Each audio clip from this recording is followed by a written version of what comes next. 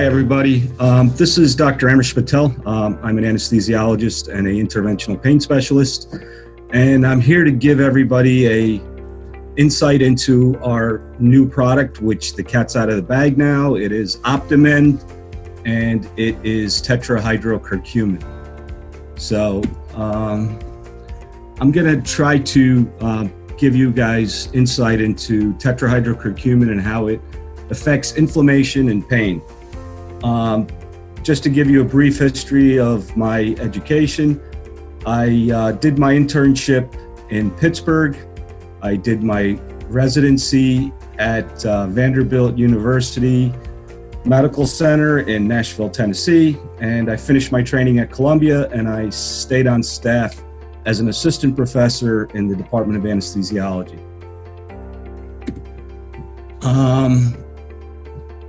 Inflammation and pain. I don't like definitions for these things, but inflammation is the body's response to injury to tissue. And generally the inflammation leads to the pain signal being sent to the brain that something's wrong. Pain is defined as physical suffering or discomfort caused by an illness or injury. And when inflammation leads to chronic inflammation, it can eventually lead to long-term diseases and disorders such as cancer, rheumatoid arthritis, or complex regional pain syndromes, which used to be called reflex sympathetic dystrophy. So as you can see, pain and inflammation are intertwined. As a pain management specialist, I can tell you that even for regular doctors, pain is the most common complaint seen in an office. And it usually means that something's wrong and your body is telling you that. And therefore people tend to go see a doctor when they have some sort of pain, whether it's in their leg or arm, or back or neck. And the one thing with pain is it generally causes other issues in people's lives. For instance, when you're in pain, you tend to be angrier, more anxious, there's fear. Also, pain leads to the most missed work days of anything else. And overall, people's quality of life is also reduced in these instances. What I see in the office most commonly is musculoskeletal pain, usually from trauma or overuse, people complaining of elbow pain from tendonitis, all the way up to muscular pain from what they did over the weekend, or lower back, neck pain, strains and sprains. Also disc disease. I see people with motor vehicle accidents who end up having a disc herniation in the neck or the lower back, and I have to treat that. But you got to define pain in two different types. There's acute pain and there's chronic pain. Acute pain is sort of sudden onset, where you either touch something hot and you burn your hand and you get pain. That's acute pain. Sprained ankles, that's acute pain. Chronic pain is defined as at least 3 to 6 months of duration before you can call it chronic. Some of the more common drugs known, there's so many more, but I'm just listing some of the common ones that people use for pain these days. Non-steroidal anti-inflammatory medications. Obviously, aspirin used to be the most common, but I think today more people are using ibuprofen, which is Motrin or Advil. Naproxen, which is Naprosyn, a brand name is Aleve. Then you have meloxicam, which seems to be very popular these days with orthopedic surgeons trying to treat osteoarthritis. Then you have acetaminophen, which is Tylenol. And then you have a prescription anti-inflammatory, which is Celebrex, which is called a COX-2 inhibitor, and is supposed to have less side effects for your stomach than all the others listed above.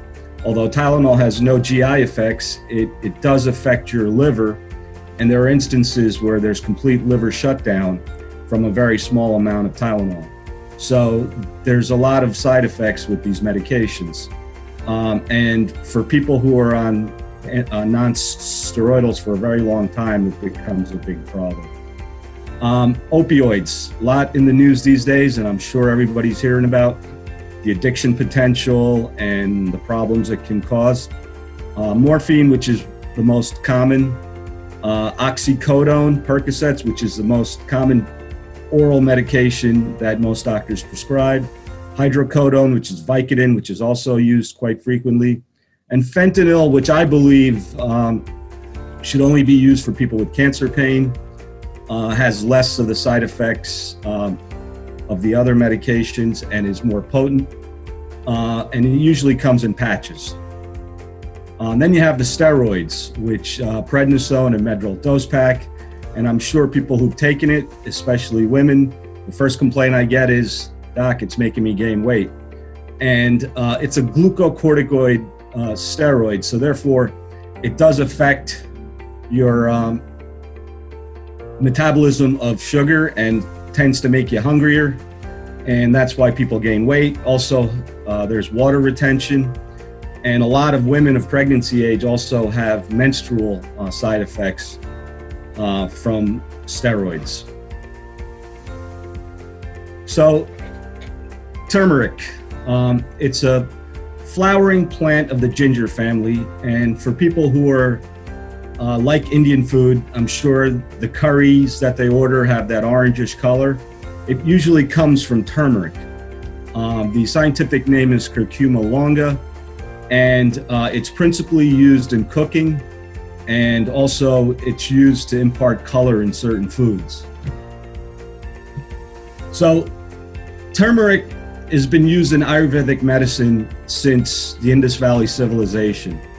And I don't know, I'm sure a lot of people are familiar with Ayurvedic medicine, and it's a Sanskrit term, and the term is broken down as Ayur, which is life, and Veda, which is knowledge. And apparently in Hinduism, it's believed that the gods gave it to the sages, and the sages gave it to everybody else, and that's how the knowledge was passed on. And turmeric is very prominent in the Ayurvedic medicine, specifically as an anti-inflammatory, antibacterial, and enhancer of digestion. And just some anecdotes from my life growing up in a Hindu family. My mother, when I sprained my ankle a few times playing soccer, she used to make a paste of the turmeric powder and salt and heat it up and put it on. And to my surprise, my swelling did go down and I did feel better. And that's just my growing up, what I came across. And also for sore throats, she would give us some turmeric and mix it with water and try to help soothe our throats. So curcumin is the principal curcuminoid that comes out of turmeric. Its major drawback is its bioavailability, which means how much of it gets absorbed in the system. One of the problems is it needs a molecule called piperin, which is found in black pepper. The other problem with curcumin is that it's not very stable, and therefore, by the time it gets into your system, there's very little of it going in. So tetrahydrocurcumin is a product of bacterial or intestinal metabolism by a reductase, which is an enzyme, and it takes the curcumin and reduces it to tetrahydrocurcumin, and it is much more bioavailable and stable. So the benefits of this product, Optimend, which is tetrahydrocurcumin. Number one, antioxidant. Now, everybody's probably aware of vitamin C and vitamin E as potent antioxidants. What that means is that when we eat certain foods, our body's metabolizing it, and free radicals are produced when you smoke, when you do certain things, drinking. Free radicals are produced, and those free radicals, if they're left to their own device, can cause diseases, specifically cancers, because they can affect cells and cause them to go haywire, which is basically what cancer is your own cells going crazy and becoming cancerous. So it's an important in that sense as an antioxidant. It definitely has anti-inflammatory properties, which would help you in everything. As far as just an anecdote from my life. I'm an avid golfer, and I used to take a lot of Advil before rounds or even after rounds. And I've been on Optimend for about 2 to 3 months now. And I have reduced my level of ibuprofen to the point where I don't even think about taking it anymore. I've rarely taken it. The anti-inflammatory effects, there's specific evidence with osteoarthritis and rheumatoid arthritis, where there has been decreased inflammation and therefore decreased pain. There's a lot of studies going on right now. Prior studies were studying curcumin, and because of its low bioavailability, their studies weren't good, but the latter studies that are coming out now with tetrahydrocurcumin are more positive, and there is a good anti-inflammatory component to it. Antibacterial properties, again, it may not be, if you get an infection, I wouldn't just recommend taking just this. I would probably go see your doctor and get an antibiotic as well. But there has been antibacterial properties associated with the curcumin as well. And a significant benefit of this product is digestive as well, which is how the people in the Indus Valley civilization using it in cooking, and it sort of helped with their digestion. The benefits are most dramatically seen in people with irritable bowel syndrome, inflammatory bowel disease such as Crohn's disease and ulcerative colitis. Ulcerative colitis obviously can go on to become cancerous and generally does. Crohn's disease does not go on to develop cancer. But there are several studies these days looking at colon cancer prevention due to its anti-inflammatory properties in the gut. And I honestly believe very highly in Optimend, and I've been taking it twice a day for 3 months, and I have not missed a dose yet, and I feel great, and I look forward to meeting everybody in June. Thank you very much.